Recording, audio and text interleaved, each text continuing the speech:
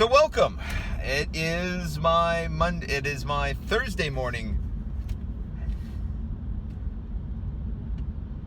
So welcome, and you join me in my Thursday morning traffic jam. One day before vacation, right? And it's traffic, and it's actually backed up all the way to Yonkers. Yeah, all the way to Yonkers today. So I'm just kind of making my way slowly towards the bridge to put me on the Henry Hudson, take me into the city. So, I'm going to try something new today. While I'm talking to the camera, I'm also going to record some video of the prettier bits of the entrance to New York City, which when you come down the Henry Hudson, you get a nice view of the Hudson River, you get a nice view of the Palisades and the GWB. Also, because I realize that, while I see this every day, there are a lot of people who've, never seen this side of New York City. So it'll be kind of fun to just share that view. Also, if you time it right, or the right type of day, and weather's actually quite good today, it'll make for a nice view as well. So I'll share that out. So what's going on? Well, I was listening to a podcast yesterday, The Smoking Tire, with Matt Farah, and they had Johnny Lieberman on. And they were talking about the new GLE Mercedes, which, when they said that the car had a built-in hydraulics system, you think of most cars that have hydraulics functions that come from the factory. The car just goes up and down a few inches very slowly, and it's designed for ride height and handling and everything else. And you think of aftermarket hydraulics as the thing that will make the car bounce.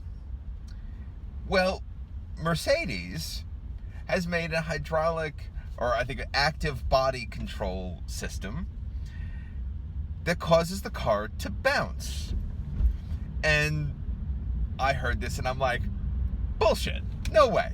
Absolutely no way. And listening to the podcast, I'm like, well, they sound serious. So I'm going to go home and check this out, find this video on YouTube, whatever. It legit does. They put a Dirty South hydraulic system in the GLE and the GLS Mercedes. Now that was done not for the same reasons. That was done to get you out of sand. When the car gets stuck, what it does is it bounces the car out of the sand. And if anybody's ever watched off-roading videos, especially with sand, if you don't have something like that, you might try to rock the thing back and forth. But what you really try to do is trying to get it up on top of the sand, because as you turn the wheels, you dig yourself in. And the only way to get out is to kind of get the sand back underneath it. That's why they make those sand ladders, so you can put something underneath that gives the car actual grip and can climb backwards out. So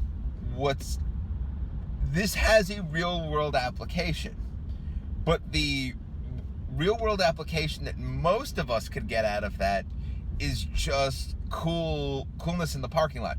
By the way, you can drive it while it's bouncing, which is also very cool. I think people are going to have way too much fun with this, and Mercedes has not thought the US application for it through at all. But that's good, because that again will make for entertaining results. One of the other things I've noticed on the road today, and it just kind of comes up every now and then, how 90% of the cars you see are really just grayscale cars. It's the most boring palette of color I have ever seen in my entire life. Even like white, which is like the brightest color you see these days, aside from the few, people who paint their car bright yellow or something, has become a fairly muted choice. Everything is black, gray, silver, gunmetal gray, metal flake gray. It's really boring. So if you have the opportunity to buy a car in a slightly more interesting color than gray, or silver, for the love of God, do it, please. You know, my Corvette's pearlescent white and with red leather interior. I went with the red exterior for this car. It's still kind of a boring maroonish red, but it's still better than gray. My wife's car came in blue. I just wish we kind of went back to those 60s and 70s bright blues and what have you. I just think it would make things pop again. And it's just so boring. Also, by the way, if you buy a dark gray car or black, I hate to tell you, it's gonna just get dirty really fast, and then it just is impossible to keep clean. And it's why I always say I would never buy another black car again. I bought one once, and it was like, nope, this was a bad idea. Years later, I buy a Mustang in the brightest red I'd ever seen, and it never looked dirty. Even when it was filthy, you go out and it'd say, it still looks good. And that is one of the other upshots of bright colors. It hides dirt, guys. It really does. Which, if you live somewhere like California or in the South, that may not be such a problem.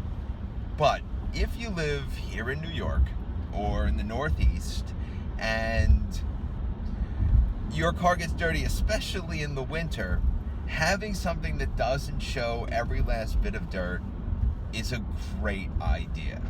Because, again, a black car, when they start salting the roads out here in the winter, you're not having a good time.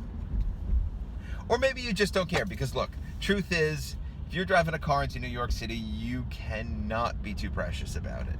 This city will destroy your suspension. It's literally an inevitable fact of the matter. What else do we have going on? Oh, continuing to test the next upgrade of Driveline. So one of the things that we found as a bug was that when you are using the Drive It function, yes, it'll absolutely route you to the drive. Yes, you can view it on the map. But once you start driving, the line disappears. So unless you remembered it, it's not there anymore. Which may be okay if somebody just, mapped a single road, there are no turns or anything like that, and you're just following the curvy road that you wanted to take. Perfectly fine, but we want to offer better navigation than that. So what we've been going back and forth to do is to get it so that the line persists even once you've started mapping, and additionally, when it will immediately start mapping once you cross the start point of the drive that somebody else created.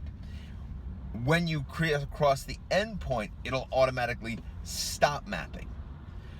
Finally, one of the things that we had in a previous iteration that just hasn't been functioning right, we changed developers, was the card, the message that it creates, should show who created the drive previously and when they created it, what they called it. And the best part is it sends a message to the person who created the original drive and tells them that somebody just drove their creation, who did it, and you can compare your times. We are not encouraging racing. Driveline does not encourage street racing of any kind. Company disclaimer. You want to race, go to a track, or go to the secret Driveline test track. But at the same time, what we would recommend doing is it's just for fun. It's just for fun. Now, because on these solo podcasts, or video casts or daily vlogs, I have to admit, how long could you possibly want to watch me? So I'm going to try and keep these to 10 minutes. I felt last night when I was we did the first vlog with Eric. I felt last night when we did the first. I'm going to try to keep these to 10 minutes when I do a solo vlog, because how long could you actually want to watch me talk for? When we did the call last night where I've logged it in, plus Eric Glenn, our managing director of marketing and social media, logged in and was calling through the car. That worked out great. 20 minutes, perfect. But when it's just solo, limit it to 10. So I'm just gonna cut it off right here. So you have a great day. I'll see you on the road.